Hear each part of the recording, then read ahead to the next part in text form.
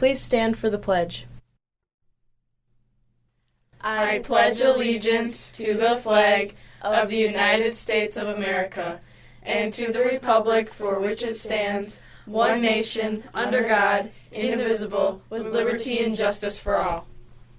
When it's 50% off, it's still 50% on. S-A-L-E, sale, a four-letter word that we all love to see. However, is a sale always good for your wallet? Just because it says 50% off, remember, that means it's still 50% on.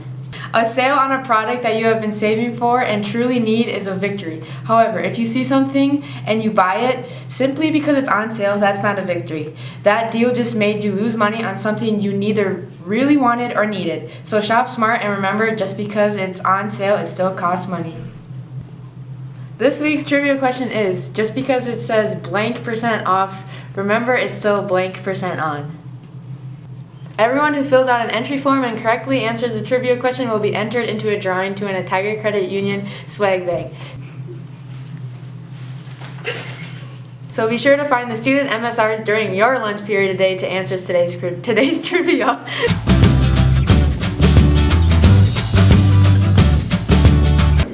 Good morning, Tigers! It's Thursday, February 6th, and it's a day. Here's a message from our history department today.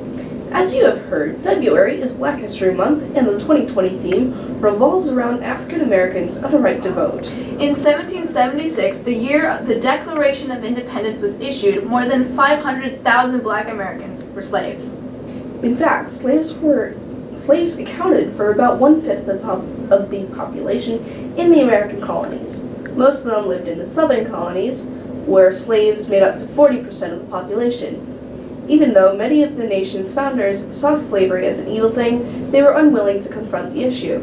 They passed it on to future generations to solve.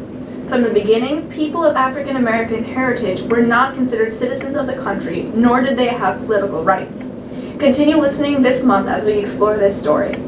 We've got a student response to a big story from last week next. Kobe Bryant died on January 26th in a helicopter crash. He was a 20-season professional basketball player with the Los Angeles Lakers.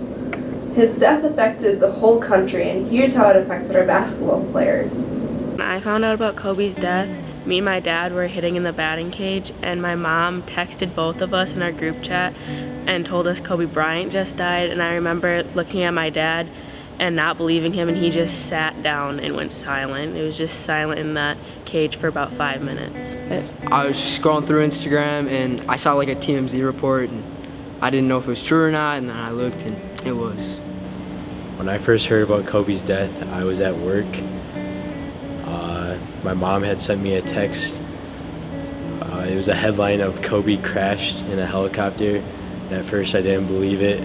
I was at work and I was checking someone out, and Kobe was right next to me in the next aisle over, and he turned to me with like a blank face and was like, "Kobe just died."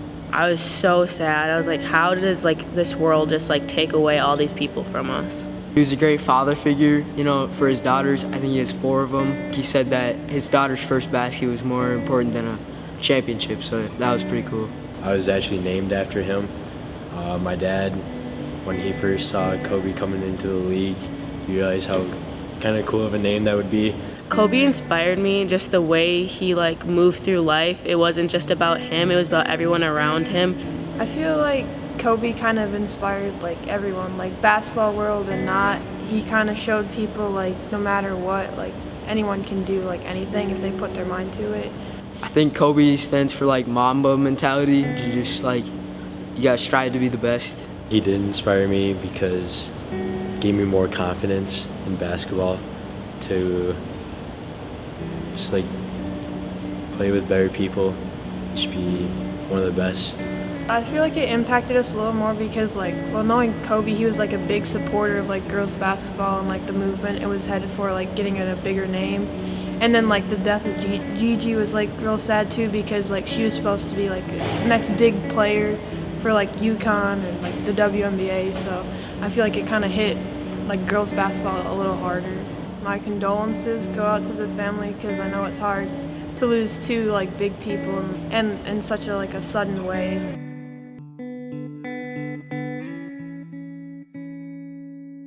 sounds like Brian won't be forgotten soon. FBLA Week continues today. If you are wearing our FBLA logo, colors, red and blue, stop and see Mr. Johnson to claim your treat.